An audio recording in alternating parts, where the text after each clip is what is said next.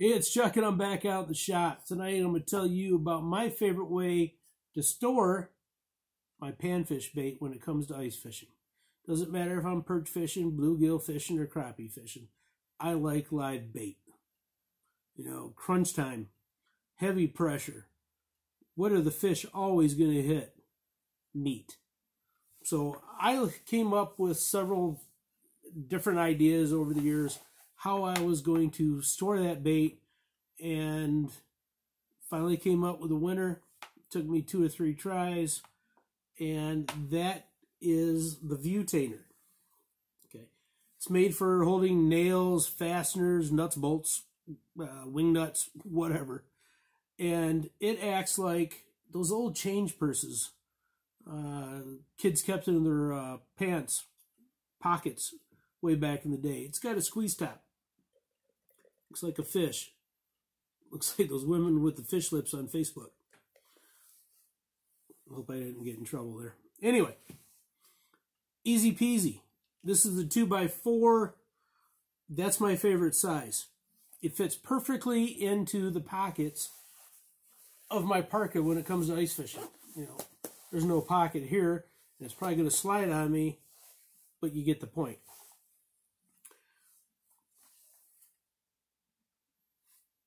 Waxworms. Okay, what is this? This is going to represent one of the pucks, whether they're red, yellow, whatever. You know, and don't get me wrong, they serve their purpose. They're crush proof. You could run over them with the truck and be impressed by that. But they take too long. They take too many hands. It's kind of like that Jurassic World thing. I need more teeth. Well, I want less teeth. So, you know, I got to hold it in one hand, step 1. I got to open it with the other hand, step 2. I got to tuck it underneath the cup, step 3. I got to grab my bait, step 4. I got to curl that bait into the palm of my hand, then close the lid, right? And then I got to unscrew it. What was that, 5 or 6? How many steps do you really need to get your bait out to go fishing? All right, I don't care for wax worms, but I'm going to show you a little trick. Move my St. Croix out of the way. And here's a minnow scoop from Jiffy. Love these things. You know, no matter how cold it is, these things always catch the bait. And I'm going to put them in my minnow scoop. This is going to be my shaker. I'm going like this. And my buddies that go steelhead fishing, this is something you should pay attention to also. And I'm shaking, and I'm shaking, I'm really shaking. All right. Sawdust is just about gone. I can put that in my container, and it's ready to go. I don't like waxworms.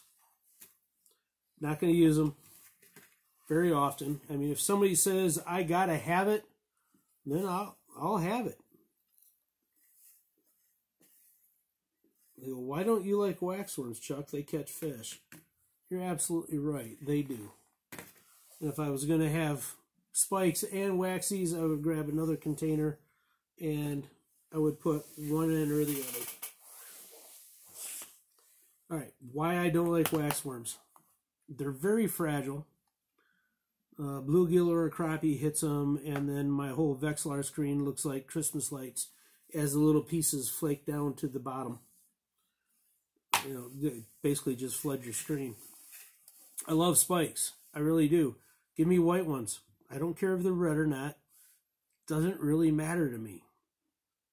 All right. I get 1,000 count from Knutson's over in Brooklyn every year. Do I go through them all? Some years I do, and I have to pick up another 500 count. Some years I don't, and I feed the neighbor's chickens with them when she's not looking. Sorry, Mrs. Keck. I keep these in the refrigerator. That's another reason I like spikes. They're easy to store. If I was to do that with the waxworms, they would turn black in a couple days. They're really fragile. Real fragile. All right. They've been in the fridge. They like to stay warm, so even though they're covered in sawdust, they're all going to be grouped together inside the sawdust for their own body heat. Makes it real easy to grab them out without getting too much of the sawdust. All right. I just grabbed like 40, 50 of those things out of there. And I'm using the plate. The spikes will fall through or plug the little holes in the minnow scoop. And I'm just going to treat this like I'm panning for gold. And you can see, easy peasy. I've got a bunch of bait there at the bottom. The sawdust is all stayed up here. So I'm going to grab my container that I hid away nice and neat in my jacket. And I'm going to put them in here. Except that one. That one's dead. It was probably a red one. That's another reason I don't care for the red ones. They don't have the life expectancy. They don't last as long in storage. You know, I don't need all 50 or 60, whatever it is in there. And that's going to be enough for the demonstration. All right, over there you go. So I got them in my container. I need to change, or I need to bait up for the first time when I drop the jig down the hole. So I'm going to go back to my St. Croix. I'm going to grab my little panfish jig, which you might not even see it. There it is. You can see it. Thumb and the index finger, it holds my bait. I shake my live bait down to the opening, squeeze it, give it a tap or two. It's like grabbing a aspirin in the morning. And, oh no, I shook out too many. Still using one hand, people. I just shake them right back down. So I get my 3 that I want, grab them, boom, grab them, boom, and I'm baited up and ready to fish. 6 steps, 3 steps. How quick is that? All right, I think I mentioned already, the 2x4 is my favorite. One reason is I can throw it in that coat pocket that's inside, keeping them nice and wiggly and nice and warm so they're moving around when I drop back down the hole. But it makes it tall enough so it's easy for me to reach in and grab it. All right. It's called a Viewtainer, 2x4 inch. Get rid of the sawdust. You got nothing but bait in there. You're not searching through the cup to find it. All right. You eliminated all those steps. It makes, for the fastest possible way, easiest way to store. You're not going to break them. You could probably run over it with the truck because it's nice and soft. But it's just, that's the best way that I've ever found for storing my bait while I'm out on the ice. So stay tuned next time. I don't know if it's going to be another tip or I might be on Bay City. Or in Bay City on Saginaw Bay. So until then, I'll talk to you soon.